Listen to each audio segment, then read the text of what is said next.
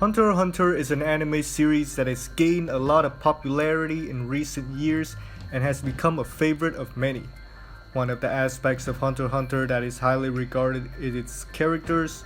Many of the characters in the series have resonated strongly with the audience, but one character in particular I feel is underrated and often misunderstood by many is the character of Gon Freecss. I want to discuss about why I believe he's a brilliant deconstruction of the shonen hero archetype. So to start off, what is a deconstruction? A deconstruction is basically breaking down or analyzing the core elements of a trope, revealing its flaws, and then putting it back together again in a new interesting way. Gon Freecss is a character that embodies many of the tropes you see with the average shonen hero. He's hot-headed, idealistic, and most importantly driven by a strong sense of justice. He displays empathy and kindness even to his enemies. However, upon further look, he also displays certain traits that can be seen as flawed. Due to growing up in a rural area, he lacks a deeper understanding about the world and has a skewed sense of morality. He displays traits of naivety. This is shown through his relationship with Killua, the Zoldyck assassin, as well as his appreciation for the serial killer he met on Greed Island. Despite that, he still criticizes the Phantom Truth for murdering innocent people. His sense of morality is more based on who matters to him and who doesn't. His moral ambiguity is shown in full display in the Chimera Ant arc of the series, after witnessing the horrors that Pitou did to Kite. Kite is a very important person to Gon. He was the reason why Gon decided to become a hunter in the first place. He's like a father figure, which Gon never had.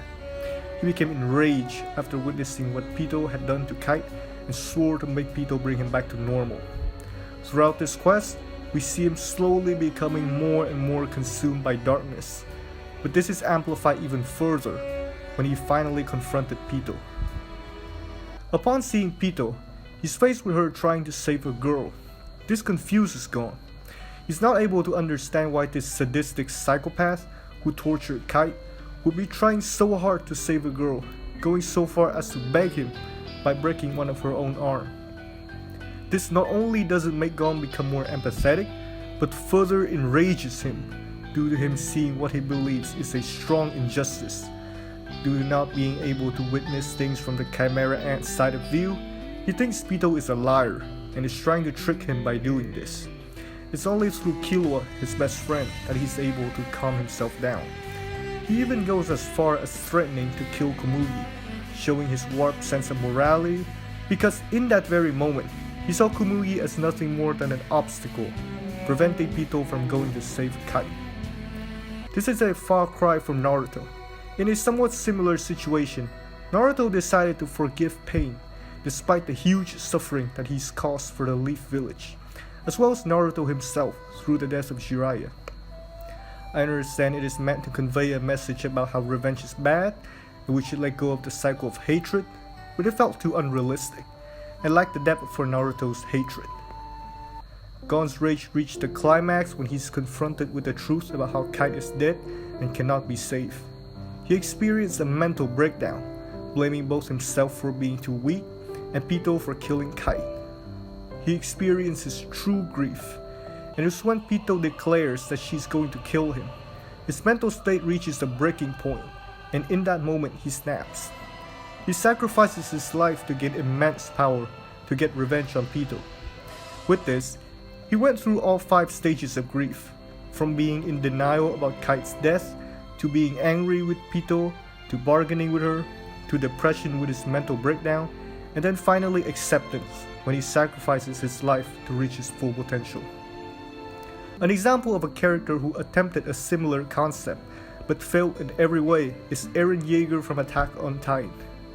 Not only did he lack sufficient build-up for his change in character, but there's also very little exploration of his mental state when confronted with such a big decision as committing global genocide.